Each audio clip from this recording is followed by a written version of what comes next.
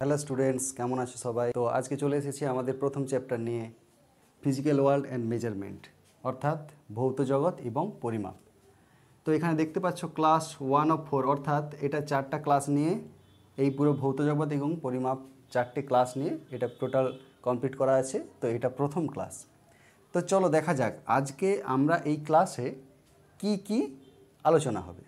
তো প্রথম হচ্ছে ফিজিক্স অ্যান্ড হিজ স্কোপ, অর্থাৎ এই যে ফিজিক্স, এই পদার্থবিদ্যা কি কি উদ্দেশ্যে এটা ব্যবহার হচ্ছে। Physics and society and technology, অর্থাৎ আমাদের সমাজ এবং প্রযুক্তিবিদ্যার সঙ্গে ফিজিক্স বা পদার্থবিদ্যা কীভাবে ওতপ্রোতভাবে জড়িয়ে আছে সেটা আজকে আলোচনা হবে। নেচার অফ ফিজিক্যাল ল, ভৌত সূত্র, ভৌত সূত্রের প্রকৃতি কী, এগুলো আজকে আমরা আলোচনা করব। নিড অফ মেজারমেন্ট, এই পরিমাপের প্রয়োজনীয়তা কী, কেন পরিমাপের এই প্রয়োজনীয়তাটা আছে আমাদের সোসাইটিতে বলো বা আমাদের এই ভৌত জগৎ বা আমাদের পরিবেশে, আমাদের এই প্রয়োজনীয়তাটা কী মেজারমেন্টের। ফিজিক্যাল কোয়ান্টিটি, ভৌত রাশি কী, এটা আজকে আমাদের আলোচনা হবে। এবং last but not the least, units of measurement, পরিমাপের একক। ওকে, তো চলো আজকে আমাদের প্রথম টপিকস শুরু করা যাক, ফিজিক্স অ্যান্ড স্কোপ। এই যে পদার্থবিদ্যা আমাদের কাছে এক আশ্চর্যের বিষয়। কেন? আমাদের জানা অজানা প্রত্যেকটা জিনিস আমরা পদার্থবিদ্যা দিয়ে অনুসন্ধান করতে পারি, তবে নিছক জ্ঞান আহরণের জন্য নয়। আমাদের সাধারণ জীবনযাপন যেগুলো খুব সমস্যার মধ্যে দিয়ে চলে, তাকে কিভাবে সমাধান করা যায় তার জন্যও কিন্তু আমাদের পদার্থবিদ্যার প্রয়োজন। ক্ষুদ্রাতি ক্ষুদ্র কণা থেকে কোটি কোটি আলোকবর্ষ দূরে নক্ষত্রপুঞ্জ, তাদের গতি প্রকৃতি সবই পড়ে কিন্তু এই পদার্থবিদ্যার মধ্যে। বিগ ব্যাং থেকে শুরু করে বিগ ক্রাঞ্চে গিয়ে শেষ হবে না আদি অনন্তকাল ধরে আমাদের এই মহাবিশ্বের প্রসারণ ঘটতে চলবে, তা সবই পড়ে পদার্থবিদ্যার মধ্যে। তো সব ঘটনা একই ধরনের নয়, তাই পদার্থবিদ্যাতেও আমরা মূলত 4টি ভাগে ভাগ করতে পারি। কি কি 4টি ভাগে?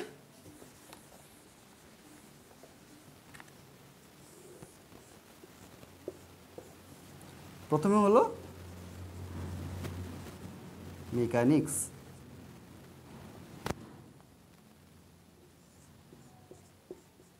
অপটিক্স, ইলেকট্রোডাইনামিক্স, থার্মোডাইনামিক্স, অর্থাৎ বলবিদ্যা,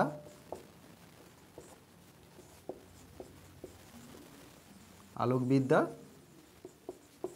ইলেকট্রোডাইনামিক্স, তড়িৎ গতিবিদ্যা এবং থার্মোডাইনামিক্স অর্থাৎ তাপগতিবিদ্যা। আচ্ছা, বলবিদ্যাতে আমরা কি দেখব না বস্তু এবং কণার গতি, গতিসূত্র, এছাড়া মহাকর্ষ সূত্র ইত্যাদি। আলোকবিদ্যাতে বা অপটিক্সে আমরা কি দেখব? আলোর ধর্ম, রামধনুর গঠন, মরীচিকা, বিচ্ছুরণ, আলোর প্রতিফলন, আলোর প্রতিসরণ ইত্যাদি আমরা দেখব। এছাড়াও কি যন্ত্র, অর্থাৎ আলোকীয় যন্ত্র, যেসব আলোকীয় যন্ত্র বলতে আমরা কি বুঝি? যেমন লেন্স, মিরর, দর্পণ, টেলিস্কোপ, এই সব যন্ত্রগুলোর গঠন, কার্যপ্রণালী, এগুলো আমরা দেখব। তড়িৎ গতিবিদ্যাতে আমরা কি দেখব? আধানযুক্ত কণা, যেমন এই তোমরা আগেই জেনে এসেছো, ক্লাস 9-10 তো পড়েছো, প্রোটন, ইলেকট্রন। এই যে আধানযুক্ত কণা বা তড়িৎ চুম্বকীয় তরঙ্গ, এগুলোর ওপর ইলেকট্রিক এবং ম্যাগনেটিক এফেক্ট কি হবে, রুলস, যেমন তড়িৎ গতিবিদ্যার যেসব নিয়মাবলী আছে সেগুলো সম্বন্ধে আমরা ওখানে জানব। এবং তাপগতিবিদ্যাতে আমরা কি দেখব? বস্তুর টেম্পারেচার, তাপমাত্রা, এনট্রপি, বস্তুর যে আভ্যন্তরীণ শক্তির পরিবর্তন কি হচ্ছে, কিভাবে হচ্ছে, তারপর তাপ সঞ্চালন, তাই তো। তো সুতরাং এগুলো দেখব। আচ্ছা, এরপর আসছি নেক্সট টপিক। নেক্সট টপিক কি? এরপর যে আমরা যে টপিকসে আসবো, টপিক ছিল যে ফিজিক্স এটা কিভাবে আমাদের সোসাইটি এবং টেকনোলজির সঙ্গে ওতপ্রোতভাবে জড়িয়ে আছে। এবার আমরা এটা ডিসকাস করব। তাহলে ফিজিক্স, সোসাইটি, টেকনোলজি কীভাবে আমরা ওতপ্রোতভাবে জড়িয়ে আছি। আজকে যদি ফ্যারাডের গবেষণা না হতো, ফ্যারাডের গবেষণা ছিল বলেই তার ফসল কিন্তু আমরা দেখছি এখন ইলেকট্রনিক গ্যাজেট, ইলেকট্রিক সাপ্লাই, এই যে তড়িৎ প্রবাহ সম্পর্কিত যা কিছু। আজকে যে আমরা ঘরে এত ইলেকট্রিক সাপ্লাই, ইলেকট্রিক না থাকলে আজকে কি হতো আমাদের। তারপর রকেট, এই যে রকেটের কার্যনীতি বা রকেটের গবেষণার ফলেই কিন্তু ইসরো আমাদের ভারতের চন্দ্রযানকে কোথায় প্রথম পাড়ি দিল না, চাঁদের দক্ষিণ মেরুতে। তাহলে এটা সম্ভব হয়েছে নিউটনের গতিসূত্র জন্য। নিউটনের গতিসূত্র না হলে এটা কিন্তু আজকে সম্ভব হতো না। এরপর আসছি ফোন, ট্যাব। আজকে আমাকে তোমরা যে দেখছো, এই যে ক্লাস করছো, ফোনে বলো বা কম্পিউটার বলো, ল্যাপটপ বলো, যাই বলো, আজকে ইলেকট্রনিক্স যদি না উন্নত হতো, ইলেকট্রনিক্সে যদি না গবেষণা হতো, আজকে এত কিছু তোমরা পেতে। আমাদের হাতের কাছে সব কিছু আমরা পেয়ে গেছি। এরোপ্লেন, আজকে আকাশে এরোপ্লেন উঠছে। বার্নৌলির নীতি পড়ে এসছো তোমরা। বার্নৌলির নীতি না প্রয়োগ করলে আমরা কখনোই এরোপ্লেনকে আকাশে উড়াতে পারতাম না। নিউক্লিয় বিভাজনকে কাজে লাগিয়ে কি হচ্ছে, নিউক্লিয় চুল্লি হচ্ছে। নিউক্লিয় চুল্লি থেকে কি হচ্ছে, আমরা হাজার হাজার মেগাওয়াট বিদ্যুৎ উৎপাদন করতে পারছি এবং সেখান থেকেই কিন্তু প্রত্যেকটা ঘরে বিদ্যুৎ সাপ্লাই হচ্ছে। তাহলে প্রত্যেকটা জিনিস, অর্থাৎ পদার্থবিদ্যা, সোসাইটি, টেকনোলজি, তিনটে জিনিস কিন্তু একে অপরের সঙ্গে ওতপ্রোতভাবে জড়িত।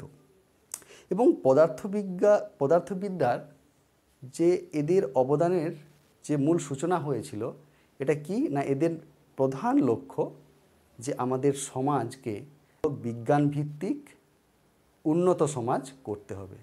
এবং সেই সমাজের কাণ্ডারি কিন্তু তোমরা, অর্থাৎ ছাত্ররা। এবং তোমরাই পারো এক সচেতন, বিজ্ঞানভিত্তিক, কুসংস্কার বর্জিত সমাজ তৈরি করতে। চলো এরপর আমরা নেক্সট টপিকে আসি। ফিজিক্স এমনই একটা মজার বিষয়, দেখো, যে কয়েকটা মৌলিক সূত্র দিয়ে কিন্তু অসংখ্য রকম ঘটনাসমূহ আমরা ব্যাখ্যা করতে পারি।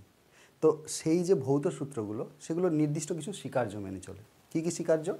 দেখো, সূত্রটি সত্যতা বৈজ্ঞানিক পরীক্ষা দ্বারা যাচাই করা যাবে। অর্থাৎ আমি একটা কিছু বলে দিলাম সূত্র, সেটা বললে হবে না, বৈজ্ঞানিক পরীক্ষা দ্বারা যাচাই করা যাবে এবং সেটা প্রমাণিত হবে। অন্যান্য সুনিশ্চিতভাবে প্রতিষ্ঠিত ভৌত সূত্রগুলি মেনে চলবে। অর্থাৎ এই সূত্র বাদেও যে অন্যান্য ভৌত সূত্রগুলো আছে, সেগুলোকে কিন্তু কখনো ক্ষুণ্ণ করবে না, সেগুলোর নিয়মও মেনে চলবে। আমরা কোনো ঘটনার মধ্যে দেখতে পাবো যে 2-3টে সূত্র একসাথে কাজ করছে, তো প্রত্যেকটা সূত্রই কিন্তু বৈজ্ঞানিক পরীক্ষা দ্বারা যাচাই করা যাবে এবং কোনো সূত্রর কাজে ব্যাঘাত ঘটাবে না। এবং তৃতীয়, যেটা মোস্ট ইম্পর্ট্যান্ট, সূত্রটির নিখুঁত একটি গাণিতিক রূপ থাকবে। তবে এটা অবশ্যই ক্ষেত্র অনুযায়ী। প্রত্যেকটা সূত্রেরই যে গাণিতিক রূপ থাকবে এরকম কিছু নয়, কিন্তু ক্ষেত্র অনুযায়ী একটা নির্দিষ্ট নিখুঁত গাণিতিক রূপ থাকবে। এটা তো আমরা স্বীকার্য বললাম। এবার আমরা আসছি প্রকৃতিগত বৈশিষ্ট্য। প্রকৃতিগত বৈশিষ্ট্য কি? যে প্রকৃতিগত বৈশিষ্ট্য,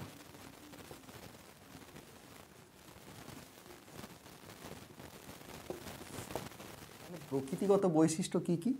যেমন প্রযোজ্য ক্ষেত্র সুনির্দিষ্ট এবং কোনো ক্ষেত্রেই অন্যথা হবে না। অর্থাৎ যেমন শক্তির নিত্যতা সূত্র এবং ধরে নিলাম মহাকর্ষ সূত্র। শক্তির নিত্যতা সূত্র কি? প্রকৃতির প্রত্যেকটা ঘটনার ক্ষেত্রে প্রযোজ্য, সব ক্ষেত্রে প্রযোজ্য। মহাকর্ষ সূত্রও কিন্তু সব ক্ষেত্রে প্রযোজ্য, কেবলমাত্র যেখানে যেসব ঘটনা আলোর বেগের কাছাকাছি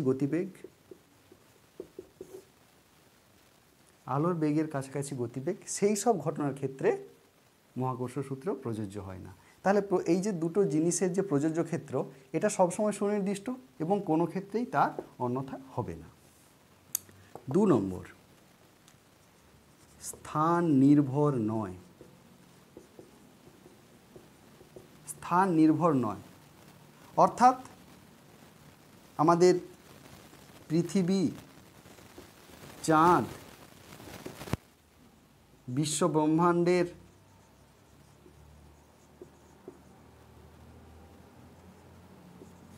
যে কোনো জায়গায় যদি যাই আমরা, এই ভৌত সূত্র কখনো পরিবর্তন হবে না। একে আমরা বলবো প্রিন্সিপাল অফ হোমোজিনিটি, অর্থাৎ এক জাতীয়তা নীতি হলো। এরপর আসছি,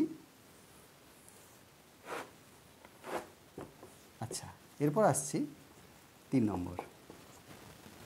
যদি না বুঝতে পারো আবার দেখো, ভিডিও পজ করে, এবং দরকার হলে তোমরা খাতায় তুলে নিতে পারো, তোমাদের শর্টস নোটস হিসেবে রাখতে পারো এগুলোকে। ওকে, আচ্ছা, এরপর আসছে, এটা সময় নির্ভর নয়। সময় নির্ভর নয় অর্থাৎ কি, আদি অনন্তকাল ধরে কিন্তু এই সূত্র চলতে থাকবে। আগেও যা ছিল, এখন যা আছে, ভবিষ্যতেও থাকবে। এরপর আসবো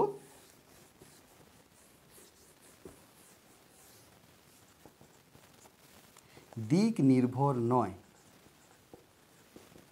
দিক নির্ভর নয় অর্থাৎ যে কোনো দিকে এই সূত্র একই থাকবে। একে আমরা বলবো প্রিন্সিপাল অফ আইসোট্রপি। একে কি বলা হয়? প্রতিসাম্য নীতি। ওকে, এরপর আসছি আমরা নেক্সট টপিক। প্রকৃতিতে আমরা যা দেখি, প্রত্যেকটা জিনিসই পরিমাপ করার জন্য আমাদের একটা অনুসন্ধান বা অনুসন্ধিৎসু মন আমাদের থাকে। যেমন আমাদের মনে হয় যে চাঁদ, সূর্য কত দূরে আমাদের কাছে এখান থেকে, বা আমরা যদি এখন ওই পাহাড়ের চূড়ায় উঠতে যাই কত সময় লাগবে, পাহাড়টা কত উঁচু, বা একটা লোহার বল একটা কাঠের বলের থেকে কত ভারী। হ্যাঁ, বা এই যে তোমরা আমাকে দেখছো, কতক্ষণ ধরে আমাকে দেখছো, বা আজ দিনের বেলা তুমি কতক্ষণ ঘুমালে, বা আজকে তুমি কতটা খাবার খেয়েছো।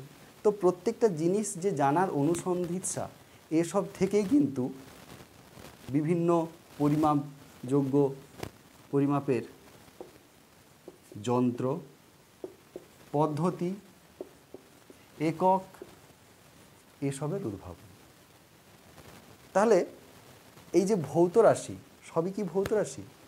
পরিমাপযোগ্য রাশি কিন্তু ভৌত রাশি। এবার আমাদের ইন্দ্রিয়গ্রাহ্য সব রাশি কিন্তু আবার ভৌত রাশি নয়, এবং পদার্থবিদ্যার প্রধান উদ্দেশ্যই হলো বিভিন্ন ভৌত রাশিগুলোর মধ্যে কি করা না, তাদের মধ্যে সম্পর্ক তৈরি করা, বা নির্ণয় করা। তো এইবার দেখব যে ভৌত রাশি কি। তাহলে ভৌত রাশির পরিমাপের প্রয়োজনীয়তাটা কি? আমরা কি জানলাম? যে প্রত্যেকটা জিনিস পরিমাপ করার জন্য যে আমাদের মধ্যে আগ্রহ, সেই আগ্রহ থেকেই কিন্তু এই সিস্টেমগুলো এসেছে। তো এবার আমরা দেখব যে ভৌত রাশি কী। তো নেক্সট লেসনে আমরা আসছি যে ভৌত রাশি কী। তাহলে ভৌত রাশি কী না, ভৌত রাশি হলো সেই সব রাশি যা পরিমাপ করা যায়, অর্থাৎ পরিমাপযোগ্য রাশি হলো ভৌত রাশি। তাহলে পরিমাপযোগ্য রাশি হলো ভৌত রাশি। উদাহরণস্বরূপ বলতে পারি কি কি না, ভর, সময়, বল, বেগ, বল, ত্বরণ, এসব ভৌত রাশি, কারণ এগুলো আমরা পরিমাপ করতে পারি। আচ্ছা, এই যে রাগ, অভিমান, দুঃখ, আনন্দ, এগুলো ইন্দ্রিয়গ্রাহ্য। এগুলো কি আমরা পরিমাপ করতে পারি? আমরা কি বলতে পারবো আমার এতটা আনন্দ হয়েছে, আমার খুব রাগ হয়েছে, খুব অভিমান হয়েছে, আমার অনেকটা দুঃখ হয়েছে, আমরা বলতে পারবো না। তাহলে এগুলো পরিমাপ করতে পারবো না, এগুলো ইন্দ্রগ্রাহ্য, কিন্তু এগুলো পরিমাপ করতে পারবো না। তাহলে এগুলো ভৌত রাশি নয়, এগুলো ভৌত রাশি নয়। হলো? আচ্ছা, এবার ভৌত রাশি কয় প্রকার?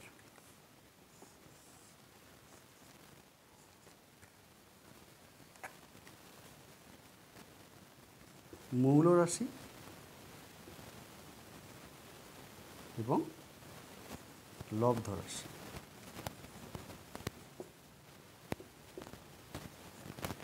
ওকে, মৌল রাশি এবং লব্ধ রাশি।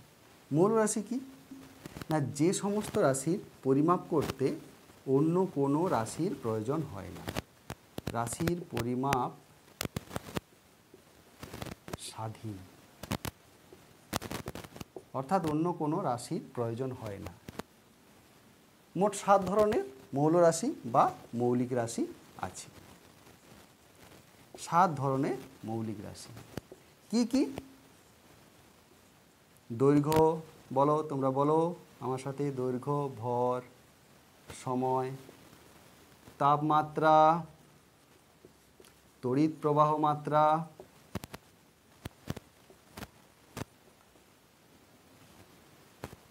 দীপন প্রাবল্য, এগুলো পড়ে এসেছো তোমরা ক্লাস 9-এ, এবং পদার্থের পরিমাণ।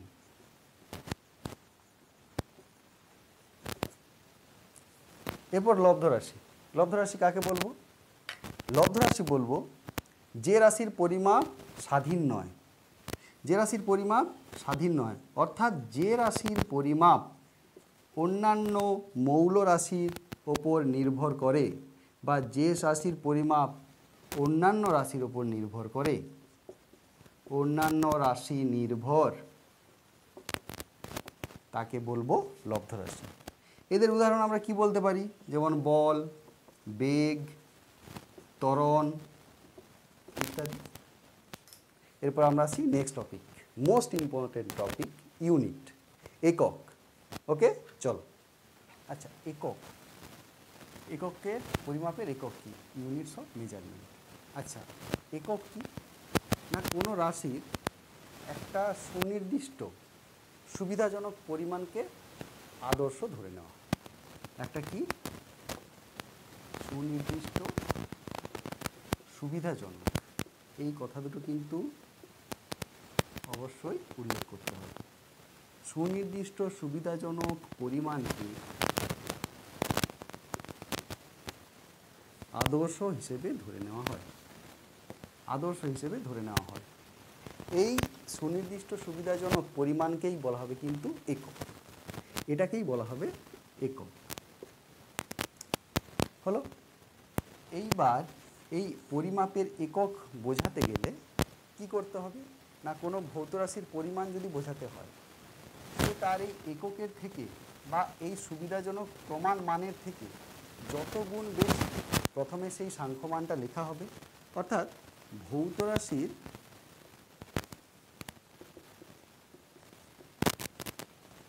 পরিমাপের জন্য কোনো একটা ভৌত রাশি, সে তার আদর্শ বা এই আদর্শ যে পরিমাণ বা একক, এর থেকে যত গুণ বেশি, প্রথমে সেই সংখ্যাটা লেখা হবে।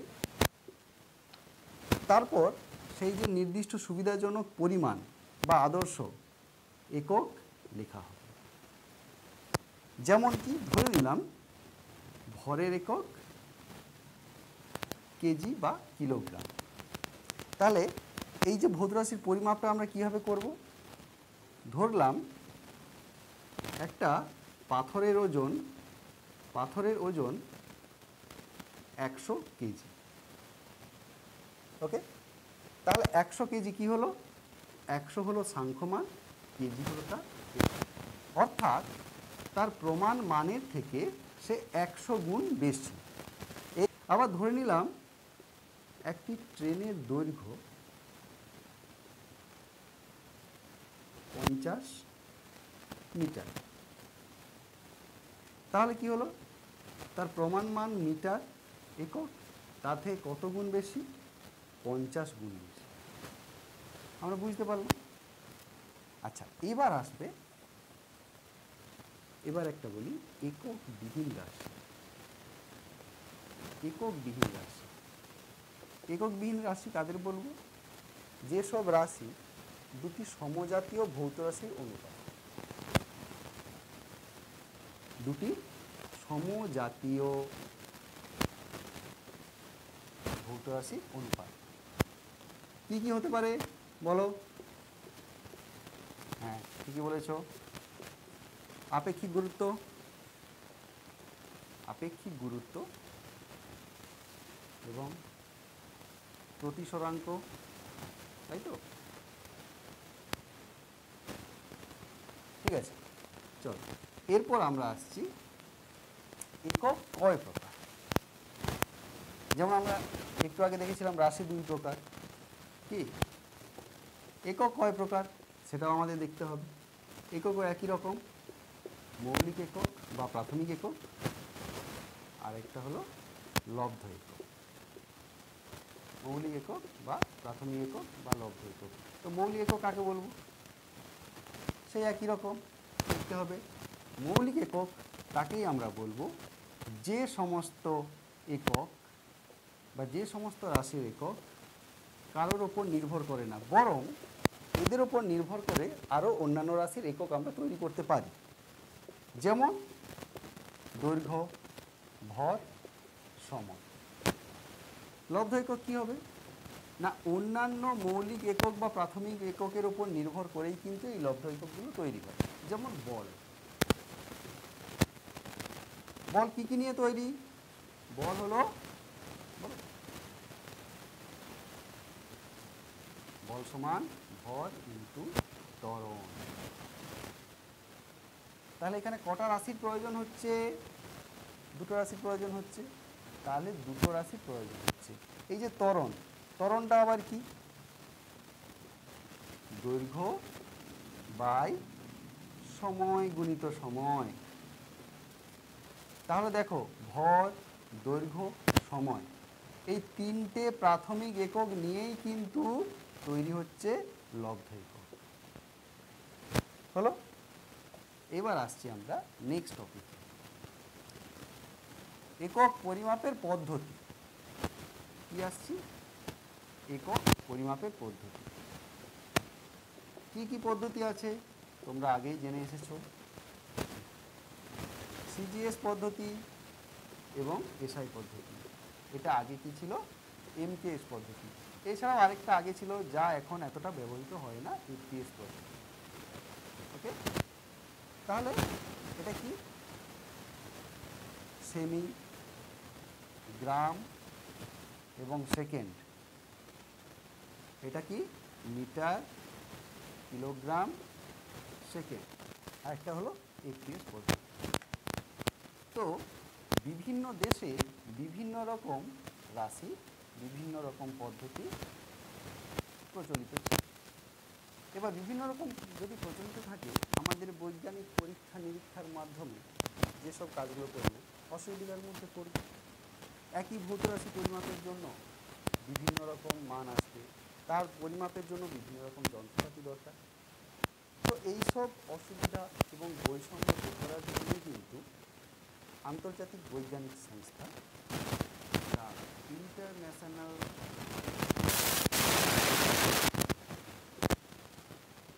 Bureau of weights and measures, এরা কি করলো?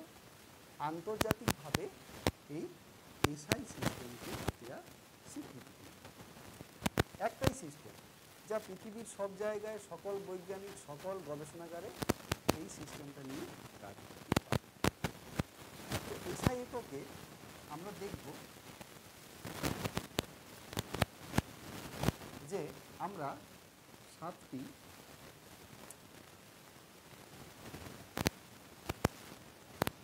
ফান্ডামেন্টাল ইউনিট অর্থাৎ প্রাথমিক একক আছে এসআই পদ্ধতিতে, এবং সাপ্লিমেন্টারি ইউনিট আছে। সাপ্লিমেন্টারি ইউনিট ইউনিট বলতে একে বলা হবে সম্পূরক, সম্পূরক একক আছে। তাহলে এই আবার আমরা যে 7টা ফান্ডামেন্টাল ইউনিট কি কি আছে, ফান্ডামেন্টাল ইউনিট বা যাকে আমরা বলছি প্রাথমিক।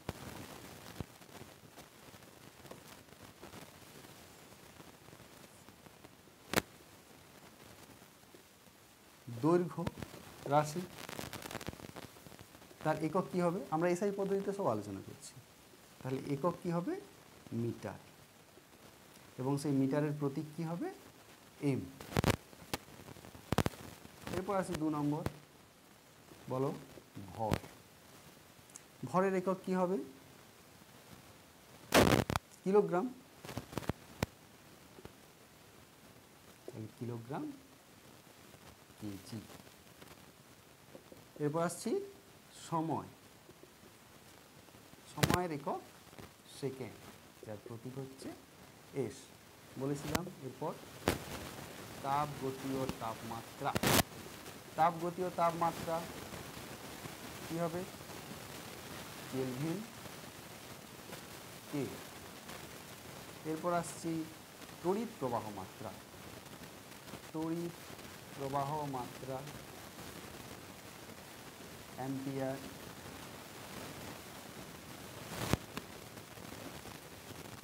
এই এটা কিন্তু বড় হাতের কি, বিজ্ঞানী কেলভিনের নাম অনুসারে যেহেতু নামকরণ তাই বড় হাতের কি। এরপর আসছি দীপন প্রাবল্য। দীপন প্রাবল্য কি, বৈজ্ঞানিক জেলার নাম অনুসারে। এবং 7 নম্বরে আসছি পদার্থের পরিমাণ। পদার্থের পরিমাণ, পদার্থের পরিমাণ এটা হচ্ছে একক হলো মোল। তাহলে আমরা ফান্ডামেন্টাল ইউনিট 7টা পেয়ে গেলাম। এরপর আমরা আসবো, হ্যাঁ দুটো কি ছিল, সম্পূরক, সম্পূরক রাশি, সম্পূরক কোণ। তাহলে সাপ্লিমেন্টারি বা সম্পূরক। সম্পূরক রাশি দুটো কি কি, 1 নম্বরে হলো কোণ, 2 নম্বরে হলো ঘন কোণ। তাহলে কোণের একক কি হবে, কোণের একক হলো রেডিয়ান, রেডিয়ান, যাকে আমরা লিখব আরডি, স্মল আরডি। ঘন কোণ বলো স্টেরেডিয়ান, স্টেরেডিয়ান, যাকে আমরা লিখব এস আর। আচ্ছা এখানে বলে রাখি এই রেডিয়ানটা কিভাবে মাপা হবে, কোণ কাকে বলবো বা ঘন কোণ কাকে বলবো, স্টেরেডিয়ান কীভাবে মাপা হবে সেটা একটু ছোট করে তোমাদের দেখিয়ে। তাহলে রেডিয়ান এবং স্টেরেডিয়ান এই যে দুটো সম্পূরক রাশির একক এবং তাকে বলে তার সংখ্যা। কোনো বৃত্তের ব্যাসার্ধের সমদৈর্ঘ্যের বৃত্তচাপ বৃত্তের কেন্দ্রে যে কোণ সৃষ্টি করে তাকে 1 রেডিয়ান বলে। তো আমরা দেখি কি ব্যাপারটা। ধরলাম এটা একটা বৃত্ত যার ব্যাসার্ধ আর হলো, তো এই আর ব্যাসার্ধ সমদৈর্ঘ্যের বৃত্তচাপ, ধরে নিলাম এই যে চাপ এটারও ব্যাসার্ধ আর, দৈর্ঘ্য এখান থেকে এত। তাহলে এটা এই কেন্দ্রে যে কোণটা সৃষ্টি করবে, যে কোণটা সৃষ্টি করবে এই কোণটাকে বলা হবে, এটাও তো আর, এটাও আর, এবং এই যে বৃত্তচাপ এটা হচ্ছে আর। এই বৃত্তচাপটা এই কেন্দ্রে যে কোণ করবে এই কোণটাকে বলা হবে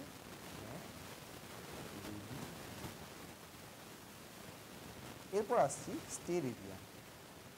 কোনো আর ব্যাসার্ধের গোলকের পৃষ্ঠতলের উপর অবস্থিত একটা গোলক, তার ব্যাসার্ধ আর, সেই গোলকের পৃষ্ঠতলের উপর অবস্থিত একটা জায়গা নিয়ে নিলাম আর স্কোয়ার, আর স্কোয়ার।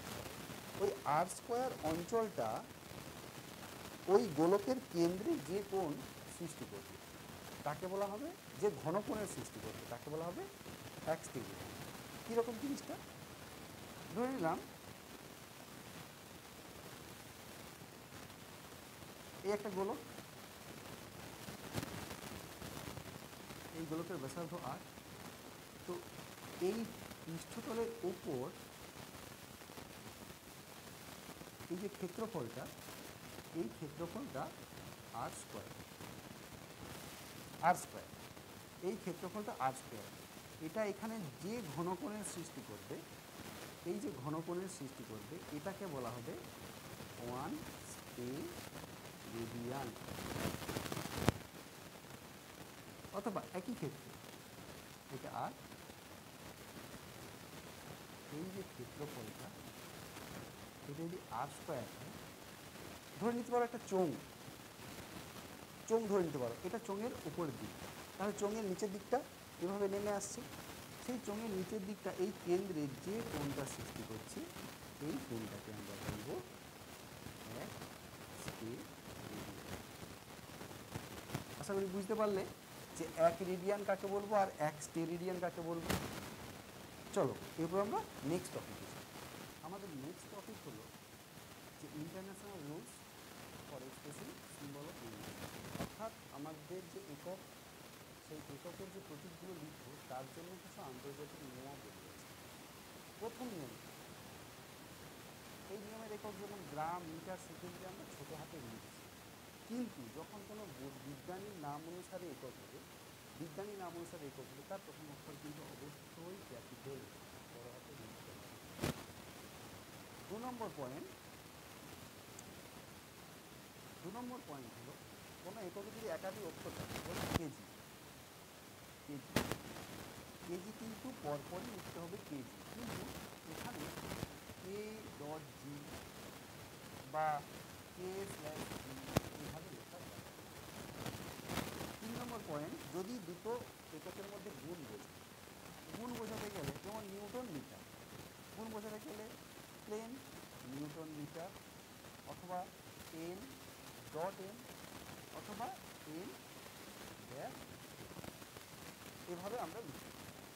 আচ্ছা, যদি বহু বচনে থাকে, যেমন 7 মিটার, তাহলে 7 মিটার্সকে লিখবো আমরা 7 মিটার্স না, এখানে আমরা 7 মিটার্স লিখব, আমরা 7 মিটার্স লিখব না, 7 এমএস বা এরকম কিছু লিখব। নেক্সট পয়েন্টে আসছি, ইউটিলাইজ করা যাবে না, অর্থাৎ এককে ইউটিলাইজ করা যাবে না, বোল্ড বা ইউটিলাইজ করা যাবে না, অর্থাৎ একে সোজাভাবেই লিখতে হবে এল বা এল, কখনো এরকম বা এরকম, এগুলো করা যাবে। এরপর আসছি ভাগ, যদি দুটো এককের মধ্যে ভাগ থাকে, সাপোজ ধরে নিলাম বেগের এককে কী থাকবে, বেগের এককে থাকবে মিটার পার সেকেন্ড, আমরা এভাবে স্ল্যাশ দিতে পারি, অথবা মিটার সেকেন্ড ইনভার্স দিতে পারি। কিন্তু যখন পরপর দুটো ভাগ, যেমন সান্দ্রতা, সেখানে newton per metre per second, এভাবে কিন্তু আমরা লিখছি না, এভাবে লেখা যাবে না, নিউটন মিটার ইনভার্স সেকেন্ড, এভাবে লিখতে হবে। এবং যেটা বলছি যে আমরা এখন ফারেনহাইট বা সেলসিয়াস স্কেলে তাপমাত্রা লিখি, আমরা কিন্তু ডিগ্রি ফারেনহাইট বা ডিগ্রি সেলসিয়াস লিখি, কিন্তু কেলভিন স্কেলে কখনো ডিগ্রি কেলভিন আমরা লিখব না। কেলভিন স্কেলে যখন আমরা তাপমাত্রা লিখব কেবলমাত্র হলো। তাহলে পরপর আমরা 7টা পয়েন্ট আরেকবার আলোচনা করে নিই। গ্রাম, মিটার, সেকেন্ড যেসব থাকবে বিজ্ঞানীর নাম অনুসারে নয়, সেগুলো ছোটো হাতে লিখতে হবে। বিজ্ঞানীর নাম অনুসারে যেসব একক, তার অবশ্যই সেটা বড় হাতে লিখতে হবে। 2 নম্বর, আমরা কখনো এককে যদি বেশি পরিমাণ একাধিক যদি অক্ষর থাকে, পরপর সেই অক্ষরটা লিখবে, কোনো ডট বা ড্যাশ লিখতে দেওয়া যাবে না। গুণ থাকলে পরপর ডট বা ড্যাশ বা এমনি নর্মাল আমরা পরপর লিখব। বহু বচনে যদি থাকে, কখনো এস বা ইএস যোগ করবো না, নর্মাল যা একক সেই এককটাই লিখব। এবং এককে কখনো ইউটিলাইজ করা যাবে না, এবং ভাগ বোঝাতে একবারের অধিক স্ল্যাশ ইউজ করা যাবে না, একবারের অধিক স্ল্যাশ ইউজ করা যাবে না, তার পরিবর্তে আমাদের এই পদ্ধতি নিতে হবে। এবং 7 নম্বর পয়েন্ট, যেটা অবশ্যই ইম্পর্টেন্ট, যে কেলভিন কখনো ডিগ্রি কেলভিন হবে না, ডিগ্রি ফারেনহাইট ডিগ্রি সেলসিয়াসের মতো এটা না হয়ে এটা কেবলমাত্র। ওকে, এবার আমরা নেক্সট টপিকে আসবো। আচ্ছা, দৈর্ঘ্য, মহাজাগতিক দূরত্ব, আমাদের মহাজাগতিক দূরত্ব পরিমাপের জন্য আমরা প্রথমেই আসবো জ্যোতির্বৈজ্ঞানিক একক, অ্যাস্ট্রোনমিক্যাল ইউনিট।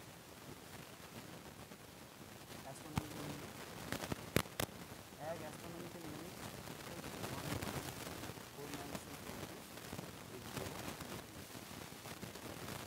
এরপর আসবো আমরা আলোকবর্ষ, এরপর আমরা আসবো আলোকবর্ষ।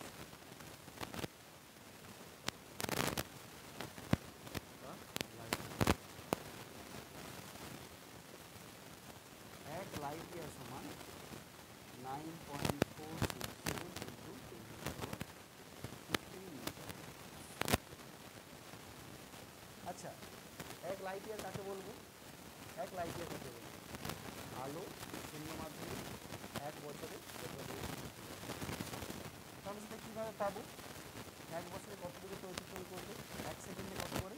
3 × 10⁸ মিটার। আমাদের সারাদিনে কত সেকেন্ড? 24 ঘন্টা × 60 মিনিট × 60 সেকেন্ড। 1 বছরে কত দিন? 365.25।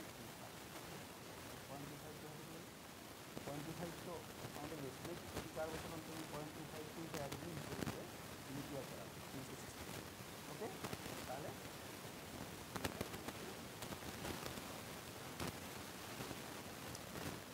আচ্ছা, এরপর আসছি যে 1 পারসেক, 1 পারসেক সমান 3.25 লাইট। আচ্ছা, এরপর আমরা আসবো মহাজাগতিক দূরত্ব হলো অতি ক্ষুদ্র দূরত্ব। অতি ক্ষুদ্র দূরত্বের জন্য আমরা কি অতি ক্ষুদ্র দূরত্বের একক, এগুলো সাধারণত আমাদের যে সেল আছে, আমাদের শরীরের মধ্যে যে সেল আছে, সেই সেলের আণবিক, সেই সেলের ভেতরকার দূরত্ব, দুটি সেলের মধ্যেকার নিউক্লিয়াসের মধ্যে দূরত্ব, এই ক্ষুদ্রাতিক্ষুদ্র দূরত্ব মাপার জন্য আমরা এই এককগুলো ব্যবহার করি। যেমন 1 micron, 10 to the power 1 nanometre 10 to the power -9, 1 Armstrong 1 = 10 to the power -10, 1 x unit সমান 10 to the power -11, 1 Fermi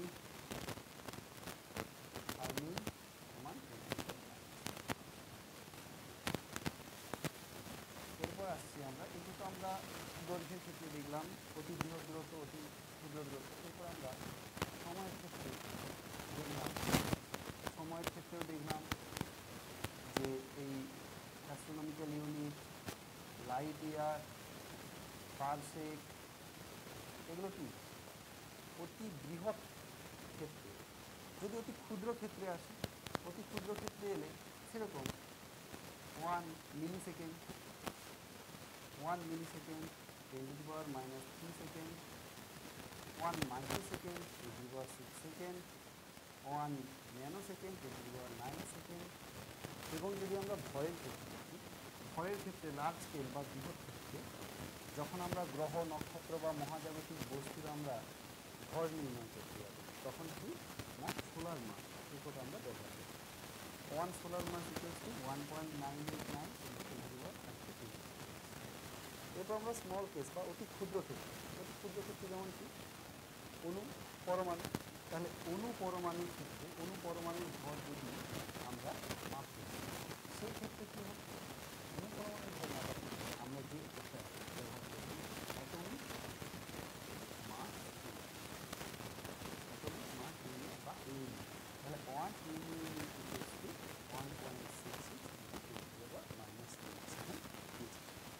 যেটুকু ক্লাস হলো তার রিলেটেড কিছু এমসিকিউ বা ভেরি শর্ট অ্যান্সার টাইপের কোশ্চেন আমরা দেখে নিই, আলোচনা করে নিই।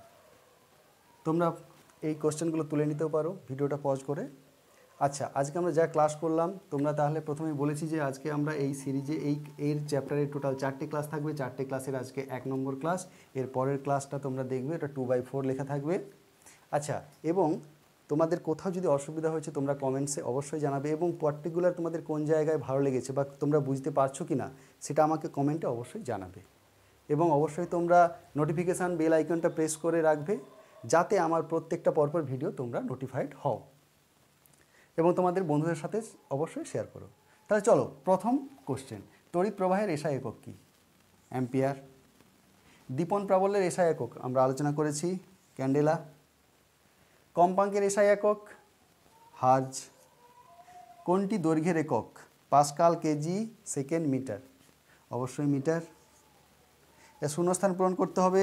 ভরের এসআই একক হলো dash, KG, metre, second, kilogram. তাহলে কী হবে? সরি, এটা কেলভিন, কেজি, কিলোগ্রাম। এরপর 6 নম্বর, কোনটি লব্ধ একক? বলো লব্ধ একক কোনটা? তাহলে মিটার, কিলোগ্রাম, নিউটন, সেকেন্ড। কী হবে? নিউটন। বেগের লব্ধ একক কী? Meter, kilogram, meter per second, meter second. এখানে দুটো, মিটার পার সেকেন্ড আর মিটার সেকেন্ড, এই দুটো লব্ধ একক হতে পারে, কিন্তু কোনটা হবে বেগের? না, মিটার পার সেকেন্ড। এরপর বলের এসআই একক হলো ড্যাশ। বলের একক কি? Newton, joule, watt, pascal. বলের এসআই একক নিউটন। শক্তির এসআই একক কি? অপশনগুলো আছে নিউটন, জুল, পাস্কাল, ওয়াট। শক্তির এসআই একক হলো জুল, বৈজ্ঞানিকের নাম অনুসারে জুল। এবং কার্যের লব্ধ একক কি? Ampere, newton, watt, joule. কার্যের লব্ধ একক হলো জুল। তো চলো, আশা করি তোমরা ক্লাসটা ভালোভাবেই বুঝতে পেরেছো।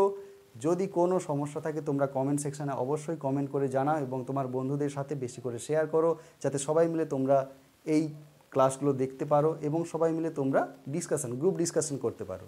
তো চলো, দেখা হচ্ছে আগামী ক্লাসে।